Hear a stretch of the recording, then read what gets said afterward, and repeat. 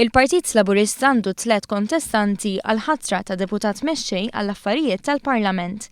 Meta l-ħamis fil-għaxija l-nomini kienu l-Ministri Helena Dalli, Fearne u Edward Scicluna li tefgħu n-nomina tagħhom għal dik li għattini l-iktar kariga importanti fil-Partit Laburista.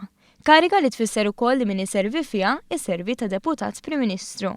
Din l-elezzjoni hija meħtieġa wara li Lewis Grech, illum konsulent tal-Prim Ministru fil-Kabinett, ma kontestax l-elezzjoni ġenerali li għaddiet.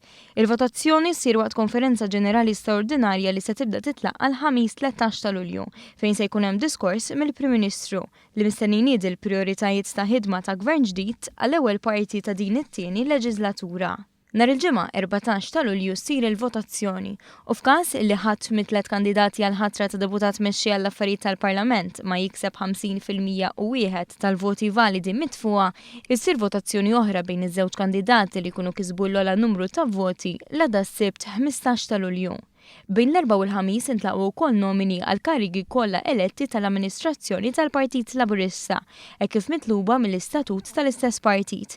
Tefgħu in-nomina Daniel Mikallef għal kariga ta' President, Louis Gatt għal kariga ta' Viċi President, William Lewis għal kariga ta' Segretarju Organizzattiv u Mark Vella Bonnici għal Segretarju Internazzjonali.